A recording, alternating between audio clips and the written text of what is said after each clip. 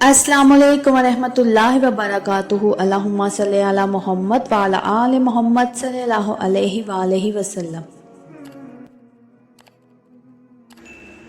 कभी कभी दिल का रिश्ता टूटने के बाद ऐसा लगता है कि सब खत्म हो गया है। वो शख्स जो दिल के करीब था अचानक छोड़कर चला जाए तो जिंदगी सुनसान लगती है।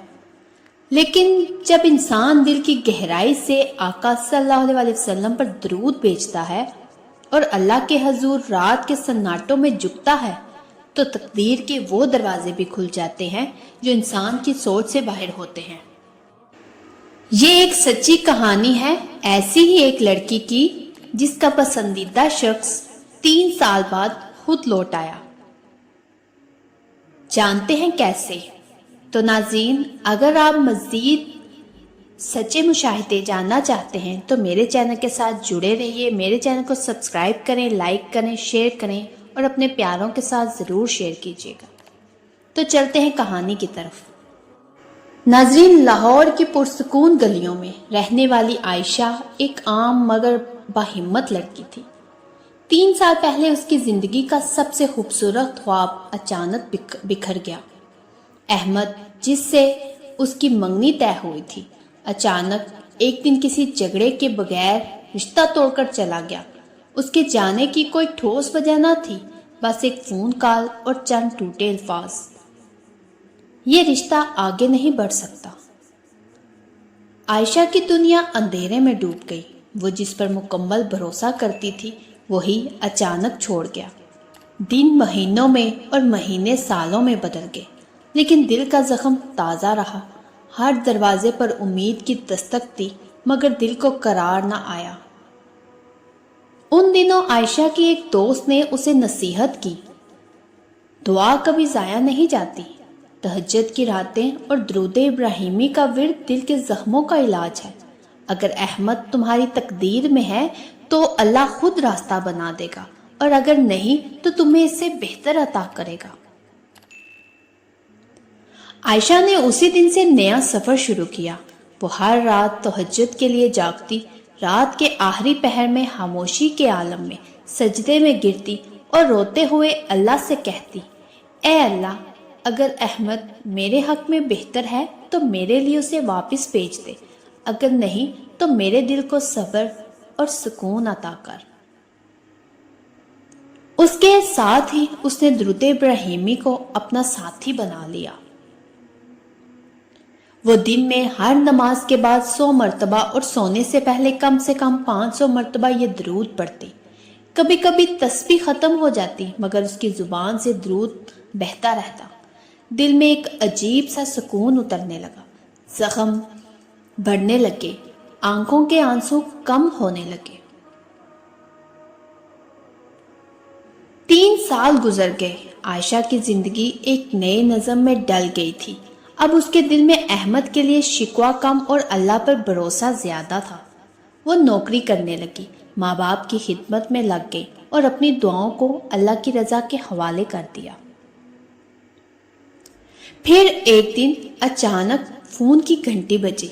स्क्रीन पर एक नाम चमक रहा था, अहमद। दिल धड़कने लगा। अस्सलाम वालेकुम आयशा, मैं अहमद। क्या मैं आपके वालिदैन से मुलाकात कर सकता हूँ? अहमद ने बताया कि 3 साल के इस फासलों भरे वक्त में उसने बेशुमार फैसले किए मगर किसी हाल में दिल का सुकून न मिला। कारोबार बढ़ता गया मगर दिल खाली रहा। हर खुशी अधूरी लगती। एक रात अचानक उसके दिल में ख्याल आया कि वो रिश्ता जो उसने तोड़ा था शायद वही उसकी असल मंजिल था। दिल के सुकून की तलाश ने उसे आयशा तक वापस खींच लाया। अहमद और उसके घर वाले दोबारा आयशा के घर आए। उस बार ना कोई शर्त थी ना बहाना, बस एक आर्जी और नदामत थी। आयशा के वालिदैन ने इस्तिखारा किया और अल्लाह की तरफ से दिलों में इत्मीनान नाजिल हुआ। चंद हफ्तों में निकाह तय पा गया। आयशा के दिल में शुक्र के जज्बात आए। उसने अपनी माँ से कहा, अम्मी, ये अहमद की मोहब्बत नहीं, ये अल्लाह की कुदरत है। ये सब तहज्जुद की रातों और दुरूद इब्राहिमी के फैजान का नतीजा है। शादी नहायत सादगी और बरकत के साथ अंजाम पाई। अहमद ने सबके सामने कहा یہ رشتہ اگر اللہ نے محفوظ نہ رکھا ہوتا تو میں کبھی واپس نہ آتا۔ تو ناظرین، یہ عمل نہ صرف کھوئے ہوئے رشتے کی واپسی بلکہ ہر مشکل دل کی حاجت کے لیے ہے۔ ہر رات تہجد کے وقت 2 یا 4 نفل حاجت کے پڑھیں، ہر سجدے میں اللہ سے اپنی حاجت بیان کریں، دل کی گہرائی سے دعا کریں اور انجام اللہ کے حوالے کریں۔ اس کے بعد ہر نماز کے بعد 100 مرتبہ اور رات سونے سے پہلے کم سے کم 500 مرتبہ درود ابراہیمی پڑھیں۔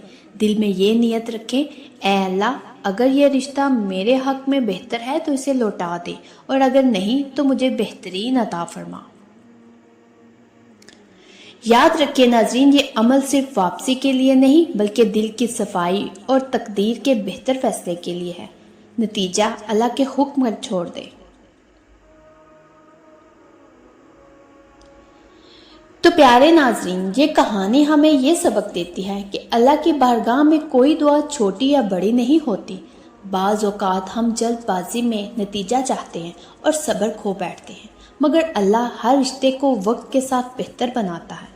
عائشہ نے 3 سال کی طویل خاموشی میں یہی سیکھا کہ اصل کامیابی اپنی خواہش کے پورا ہونے میں نہیں بلکہ دل کو اللہ کی رضا کے سپرد کرنے میں ہے۔ درود ابراہیمی صرف ایک عمل نہیں بلکہ دل کو نبی صلی اللہ علیہ وسلم کی محبت سے جوڑنے کا ذریعہ ہے۔ جب بندہ آقا صلی اللہ علیہ وسلم پر درود بھیجتا ہے تو اس کی دعائیں اللہ کے حضور زیادہ قبولیت پاتی ہیں، دل کی سختیاں نرم ہوتی ہیں اور قسمت کے وہ دروازے کھلتے ہیں جنہیں ہم اپنی کوششوں سے کبھی نہیں کھول سکتے۔